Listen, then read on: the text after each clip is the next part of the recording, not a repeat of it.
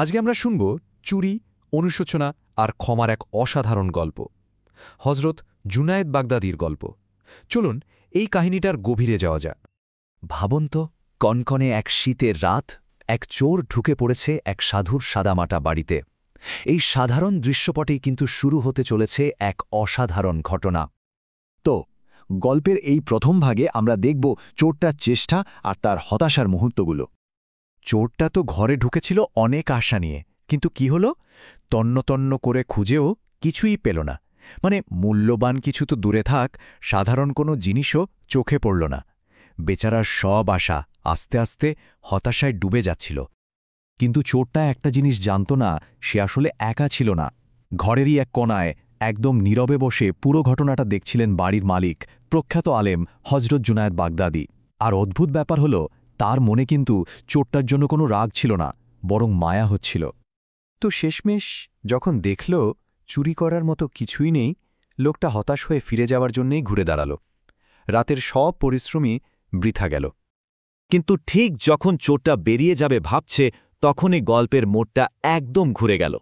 এখানেই শুরু হল সেই অপ্রত্যাশিত সাক্ষাৎ।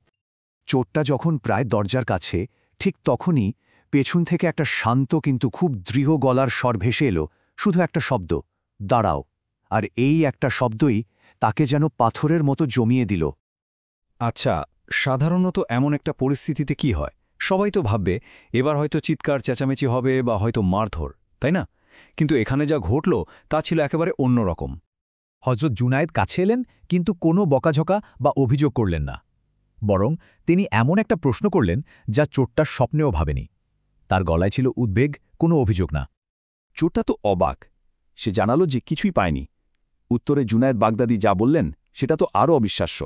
তিনি বললেন, আরে তুমি দাঁড়াও তো, আমি তোমার জন্য কিছু একটা খুঁজে দিচ্ছি। আর তিনি ভেতর থেকে কোনো সোনা দানা নিয়ে এলেন না, আনলেন একটা সাধারণ মাটির পাত্র, পানি রাখার জন্য।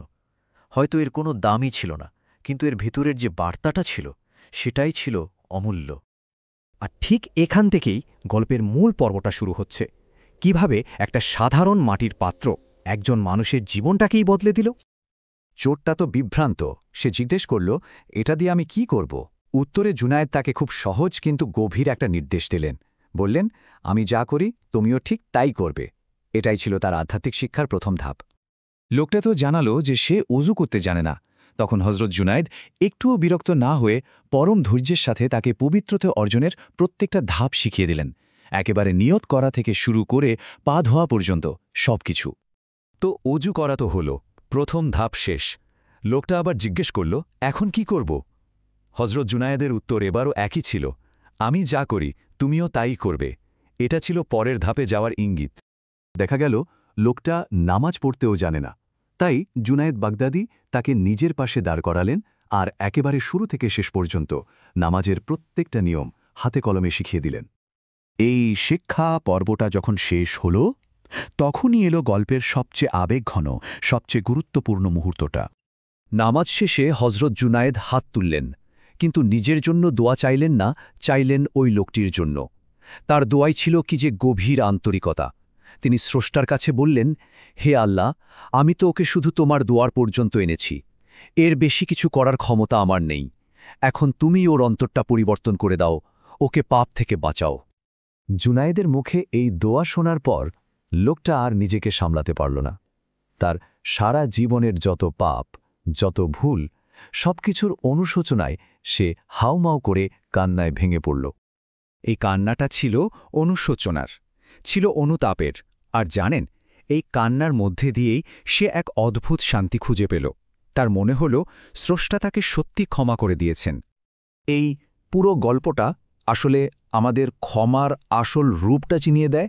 চলুন এর মূল শিক্ষাটা কি সেটা একটু দেখে নিই। গল্পের সবচেয়ে বড় শিক্ষাটা হল, ক্ষমা পাওয়ার জন্য কিন্তু ৭ সমুদ্র জল লাগে না, বা বিশাল কোনো আয়োজন করতে হয় না। আসল জিনিসটা হলো আন্তরিকতা, স্রষ্টার কাছে মন থেকে ক্ষমা চাওয়া। আর অনুতাপের সেই কয়েক ফোঁটা চোখের জল ক্ষমা পাওয়ার জন্য এটুকুই যথেষ্ট। এই গল্পটার শেষে আমাদের সামনে একটা বড় প্রশ্ন রেখে যায়। বলুন তো, সত্যিকারের পরিবর্তন আসলে কোথা থেকে আসে? কঠোর শাস্তি থেকে, নাকি ক্ষমা আর সহানুভূতি থেকে? উত্তরটা হয়তো এই গল্পের মধ্যেই কোথাও লুকিয়ে আছে।